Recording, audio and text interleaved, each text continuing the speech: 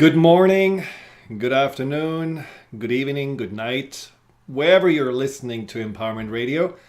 I appreciate you so much for turning the radio on or turning Transformation Talk Radio, Empowerment Radio on and listening to an hour of things and ways you can empower yourself. And many of you know that I love to talk about fear and anxiety, and we are not talking about fear and anxiety today. We are talking kind of the opposite. Because with so much negativity going on in the world, I don't know how you feel, but I have to say, since the end of last year, I just feel there is certain kind of a tension that goes through the entire world. No matter who I work with and talk with, shares with me that they also feel somehow something is up. They are feeling on the edge. They are feeling that somehow, they are more focusing on maybe the negative or the shoe dropping. And then, of course, there are all these events that do shake us to the core, like the extremism and the terrorist attacks and so on. And so it is easy to go into that form of seeing reality and becoming just more anxious, worried, fearful, maybe more sad, maybe more depressed, or maybe angry and frustrated. All of those emotions that ultimately drain our energy and take us away from our center. And so today I would like to focus on the opposite emotion, that what can bring us back to ourself, and sometimes it just doesn't, which is love. Love. In the words of Jackie D. Shannon, what the world needs is love, sweet love, and I believe that's really true. Now, the wise Elizabeth Kubler-Ross talked about fear and love and their relationship. And she said there are only two emotions, love and fear. All positive emotions come from love, all negative emotions from fear. From love flows happiness, contentment, peace, and joy. From fear comes anger, hate, anxiety, and guilt. There is only love or fear, for we cannot feel these two emotions together at exactly the same time. They are opposites. If we are in fear, we are not in a place of love. When we are in a place of love, we cannot be in a place of fear. So let's focus for this hour on love, but also on how to make love work in your life and maybe how to create more space for love in your life. And right now, I would like to, or for this hour, I would like to talk about the love that we want to have from a partner. The love we are searching in a romantic relationship. The love that so many people have been yearning for. In fact, I read that 40 million Americans alone are on online dating services.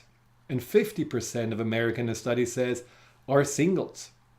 Now, not all are looking for love, but it's certainly a large portion of society that is just wanting to embrace more love and feeling the opposite. Loneliness and that sense of isolation can bring up anxiety and depression and certainly makes that yearning even stronger.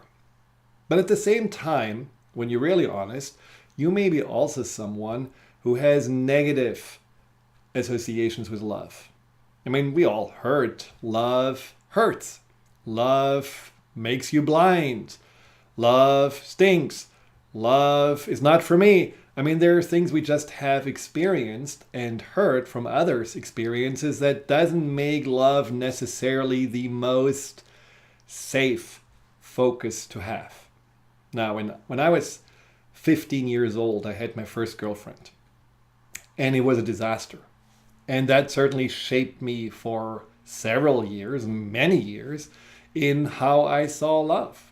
Because when I entered in this relationship, I was completely unprepared. Well, no wonder, because nobody talks about love or anything that has to do with it in my family.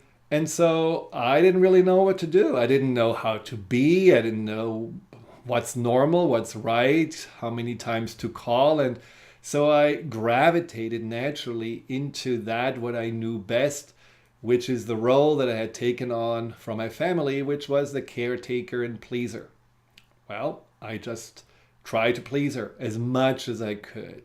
I did these elaborate little events for her. I baked a cake. Has anybody ever baked a cake? Well, I baked, no, not a baked a cake.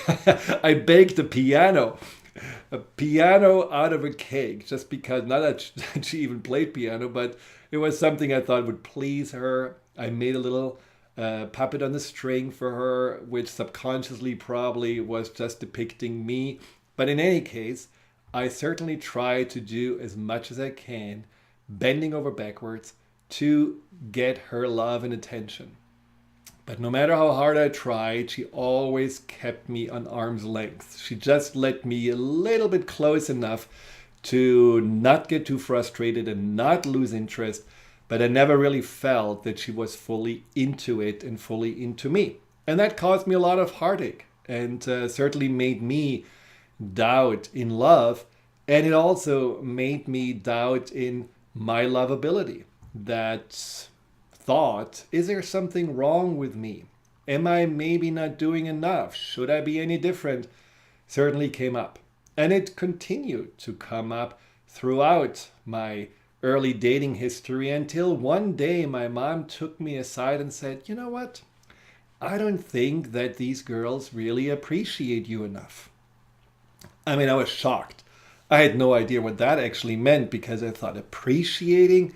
Well, I'm not used to be appreciated. I'm used to make them somehow like me by doing something for them and trying to make them happy. And just that little shift in focus, that little questioning, well, what am I at the core? Who am I? That is actually to be appreciated. How is someone who is with me actually lucky to have me in my life? That made a big difference. It gave me a break from relationships for a while, because I really felt I needed to explore this more and also figure out more about myself and my worthiness. But it made me realize that I was looking at love in a completely distorted way.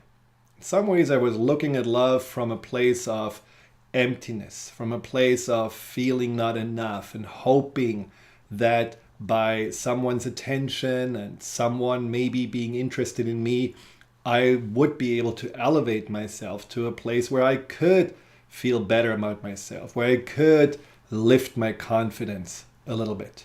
And so naturally, since I didn't have a lot, I was exactly treated the way I felt and believed about myself. Not really worthy, not really valued. Now I can imagine that some of you can relate to that you may have also struggled with relationships and struggled with love in similar ways. And when I talk to my clients, often I can hear that even if they are in a relationship, love can be still a struggle. And so I found that there are three typical struggles, three typical patterns that seem to create the most pain when it comes to love. Well, the first one is pretty much obvious. You feel like you can't find it, can't find a partner. You feel like maybe you're too shy, you're too insecure, maybe you're too picky, but somehow it doesn't happen. Or you end up in relationships with the wrong people. Somehow you always pick the jerks, or the ones that somehow at the end cannot be trusted. Or you pick the ones that at the beginning were really excited about you, and then they lose interest. Or you go into a relationship and everything looks promising, but somehow you manage to sabotage it. Somehow you become either too needy, or maybe you become too nagging or too controlling and too distrusting, and lo and behold, the whole thing unravels, and that what you were afraid of, the breakup, it actually happens. So if any of those things seem to be familiar to you, if any of those patterns feel like, yep, that's me, you want to get a pen and paper, because there are certain little exercises we can do to find out, where does this really come from? It's easy to blame the lack of suitable partners and say, well, there's just a drought, the good ones are all taken.